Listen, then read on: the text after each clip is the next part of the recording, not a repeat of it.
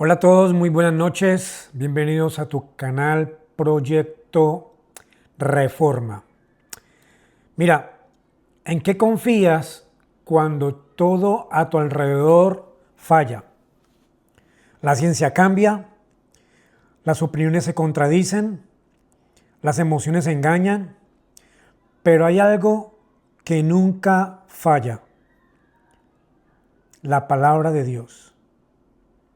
Hoy te voy a mostrar por qué la Biblia es absolutamente confiable y cómo callar las bocas de quienes dicen lo contrario. Así que prepárate, coge papel, lápiz y tu Biblia, porque esto va a confrontar. ¿De qué vamos a hablar hoy? De la infalibilidad e inerrancia de la Biblia. Empezamos fuerte. Segunda de Timoteo 3:16. Toda la escritura es inspirada por Dios. No estamos aquí para escuchar opiniones humanas ni filosofías vacías, sino para abrir juntos el libro de los libros, que es la palabra viva, infalible e inerrante de nuestro Dios.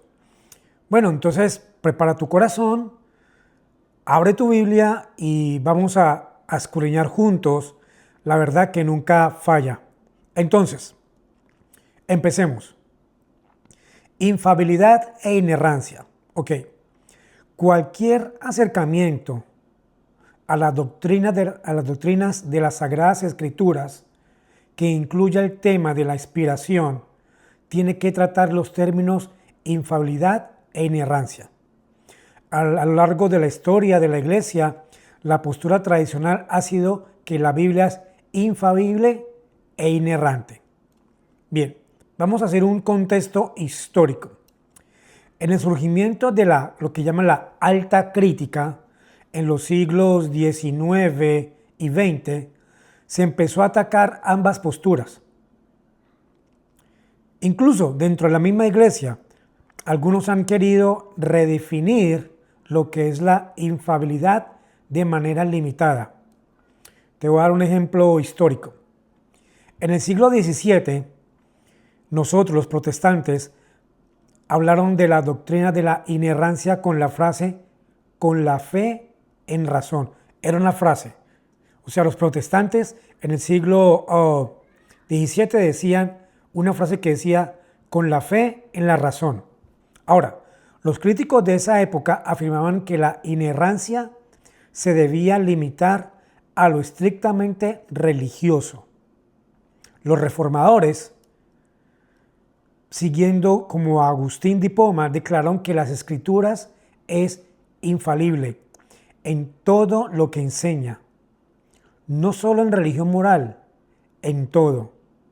Ese es Agustín de Hipona, dio esa declaración. Hermanos, Agustín de Hipona es un gran teólogo. Me gusta leer sus libros. Yo tengo su libro de Confesiones, me ha ayudado mucho, mucho, mucho. Y lo que es la Ciudad de Dios también, grandes libros reformados. Ahora, quiero que definamos términos. La Iglesia ha afirmado que toda la literatura es escrita de la historia, o sea que la Biblia es infalible. ¿Qué quiere decir la palabra infalible? La palabra infalible significa aquello que no puede fallar, o sea, no falla. Ejemplo, si algo es infalible, es incapaz de cometer un error. Ahora, hay una diferencia lingüística. Desde un punto de vista como lingüístico, el término infalible es más elevado que el término inerrante. Te voy a dar un ejemplo ilustrativo. Un estudiante puede tomar un examen de 20 preguntas y lograr 20 respuestas correctas. Hizo un examen, le dieron 20 preguntas, de las 20 preguntas todas fueron correctas. Eso le da un resultado inerrante, o sea, no falló. Pero eso no significa que sea infalible, porque en otros exámenes podría cometer otros errores. Me explico. Hay un estudiante y le dieron 20 preguntas de biología y Contestó las 20 preguntas, y las contestó bien. ¿Qué quiere decir? No falló. Pero eso no quiere decir que sea infalible. ¿Por qué? Porque si le dan 20 preguntas de matemáticas, cálculo, física, falló. Falló 10 y las otras 10 las pasó. ¿Me entiendes? O sea, quiere decir que las 20 preguntas él no falló, pero es infalible. Es infalible. O sea, él es bueno en biología, pero es malo para los números. Igual que a mí. Yo también soy pésimo para los números. Ahora, hay una controversia sobre los términos. En gran parte de la controversia sobre la doctrina, la inspiración surge de la confusión en los términos, inerrancia e infalibilidad. El debate se centra en la extensión de su aplicación. Me explico. Ejemplos de afirmaciones. A y B. Vamos con la A. La Biblia es la única regla infalible de fe y práctica. B. La Biblia es infalible únicamente cuando habla de fe y de práctica. ¿Sí viste que hay un cambio?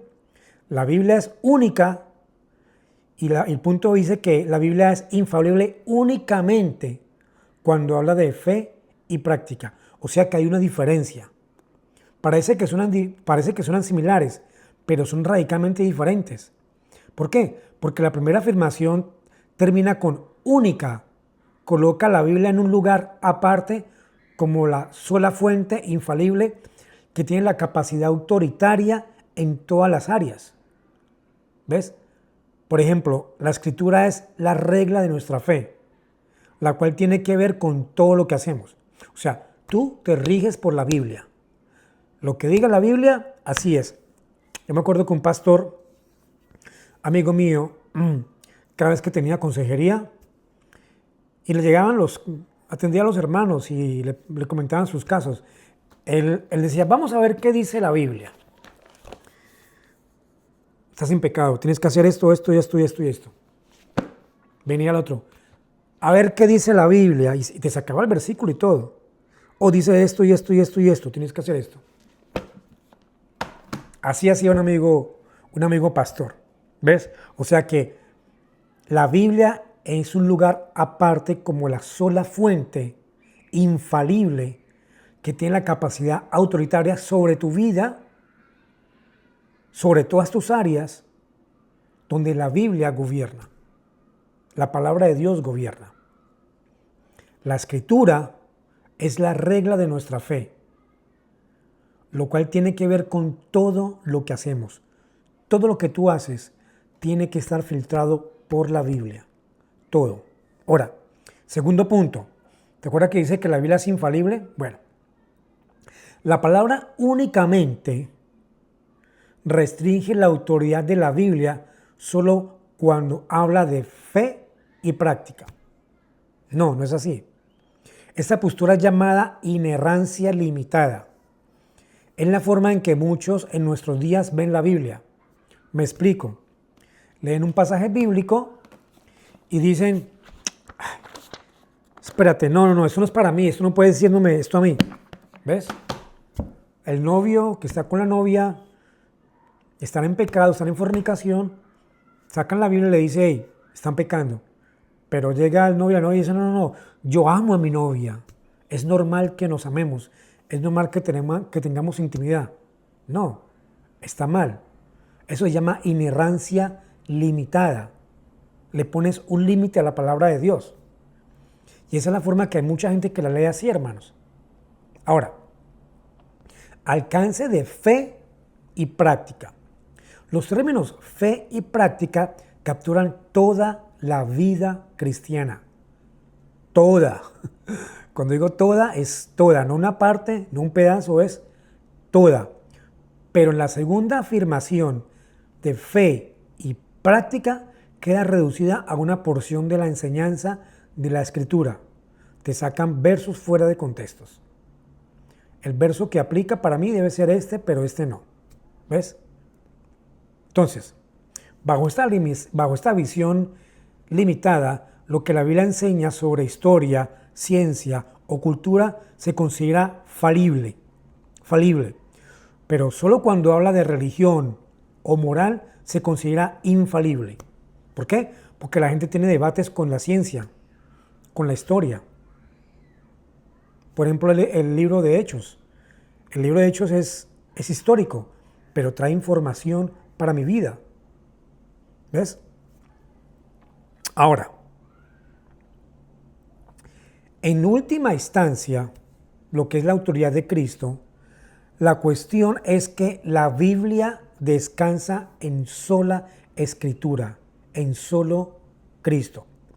Yo me acuerdo que en la década de los, que yo me acuerdo, o sea, en los 70, Ligonier sacó una serie de estudios que está en la página web, tú la puedes ver, claro, ya está resumida, ya está actualizada, y son temas de estudios muy buenos que hablan sobre la autoridad de Cristo y lo que es la infalibilidad de la Biblia, ¿ves? Por ejemplo, está el argumento cristológico.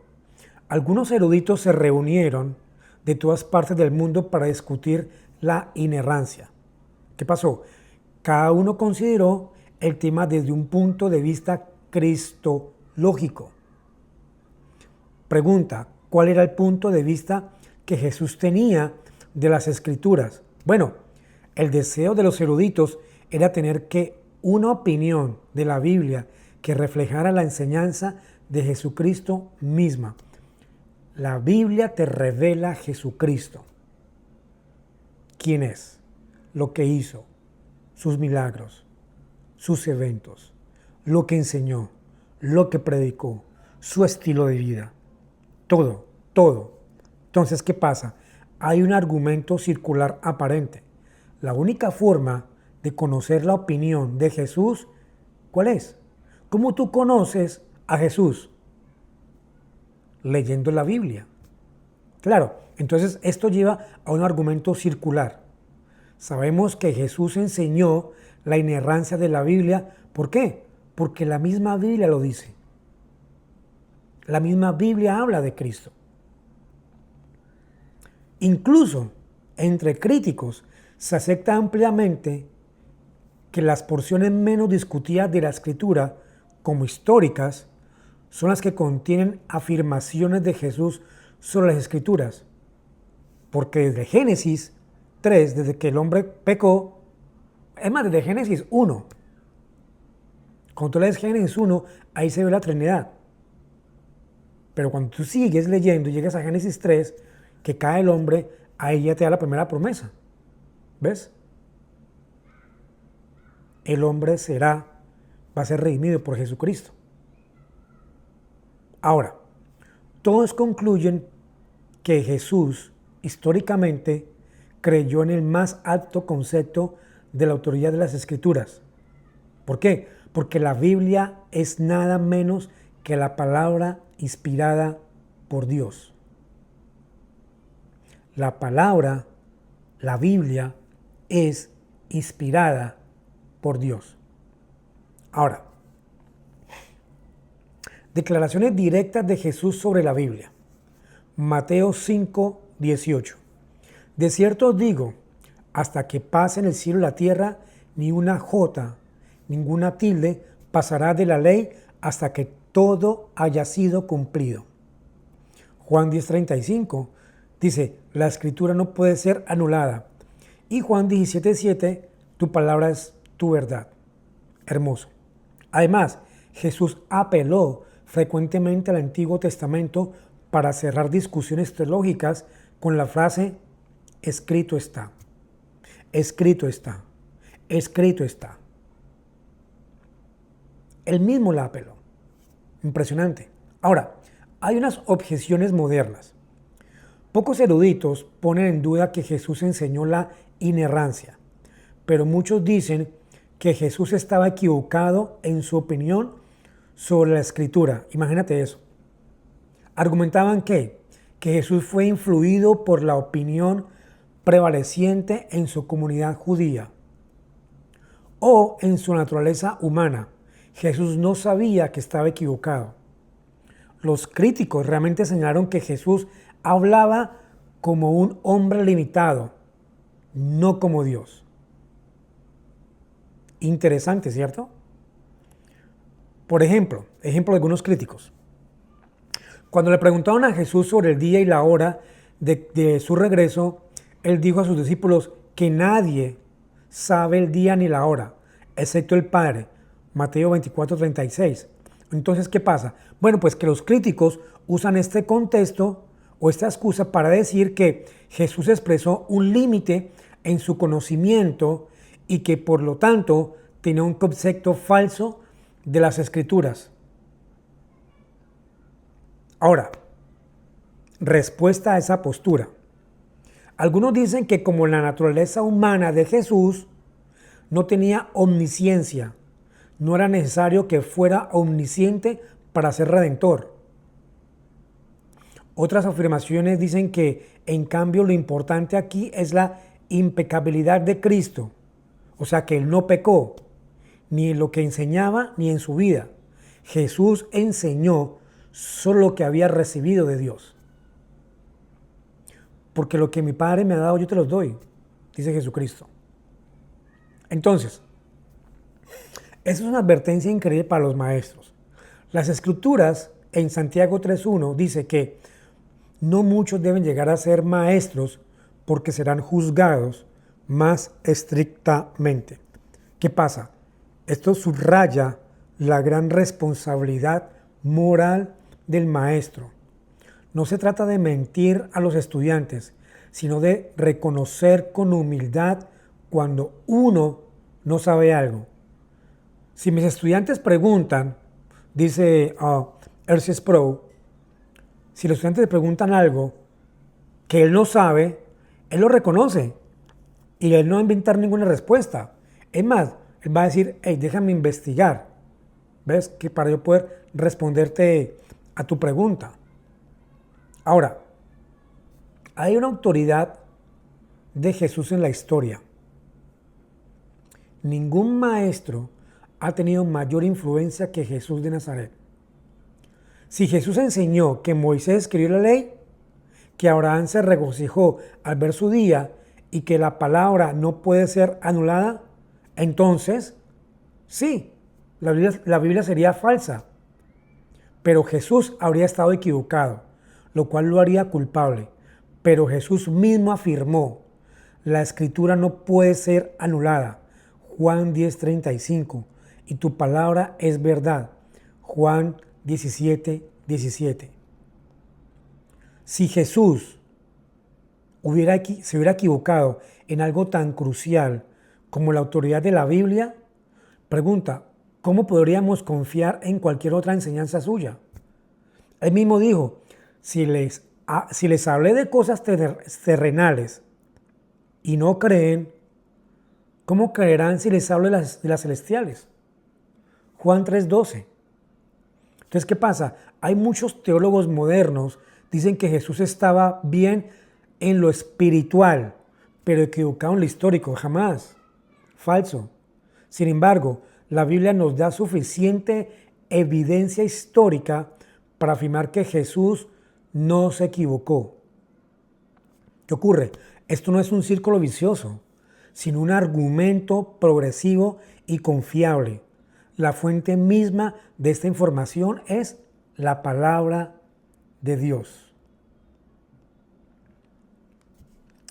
Cuando decimos que la Biblia, ponle cuidado, cuando decimos que la Biblia es la única regla de fe y práctica, es porque creemos que esta regla nos ha sido delegada por el Señor, porque es su regla.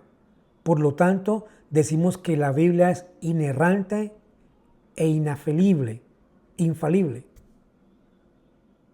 Ahora, los dos términos que hemos considerado en este capítulo o en este estudio es inerrancia e infalibilidad.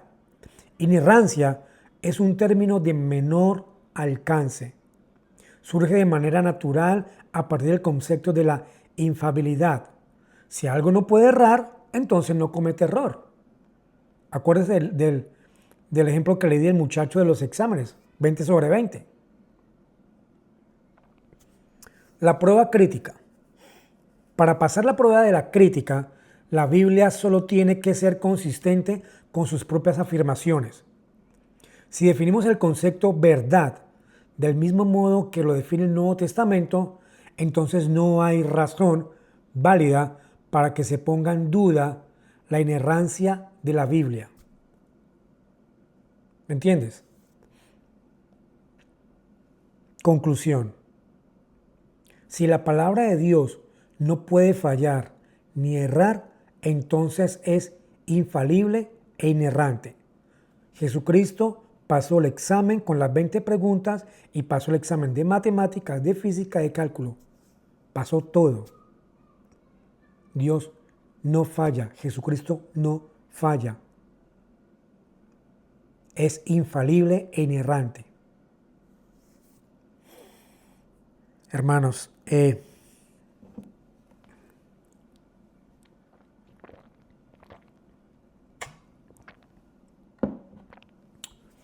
la palabra de Dios es viva y eficaz y más cortante que toda espada de dos filos. A mí la Biblia me ha enseñado, me ha instruido, me ha confrontado con mi pecado. Me ha dicho cómo estoy, para dónde voy, qué debo hacer, qué tengo que hacer, cómo debo hacerlo y cuándo debo hacerlo. La Biblia es mi espejo. La Biblia me dice, tú eres un pecador, pero mi gracia te ha salvado. La Biblia me instruye, me edifica, me enseña, me exhorta. La Biblia no falla. La Biblia me ha hablado a mí en momentos importantes de mi vida, incluso para tomar decisiones fuertes en mi vida. Aún así, con todo eso, he tomado las decisiones, porque soy carnal.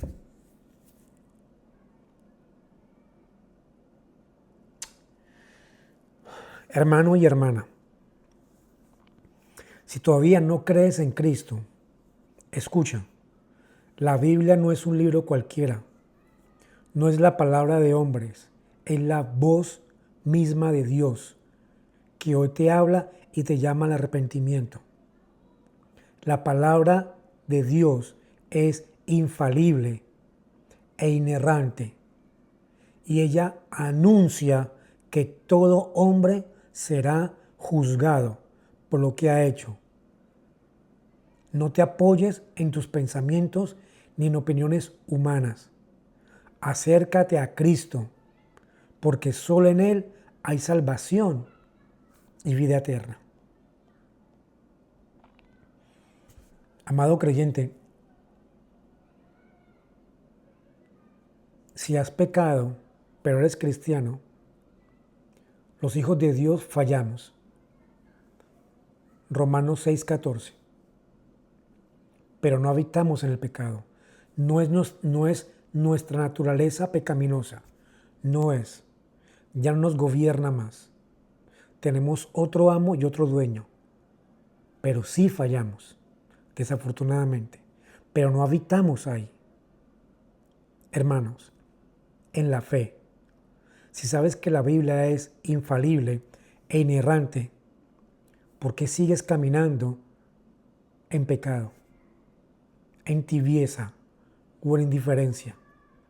La palabra de Dios no se equivoca cuando dice que todo lo oculto saldrá a la luz, inclusive mi pecado.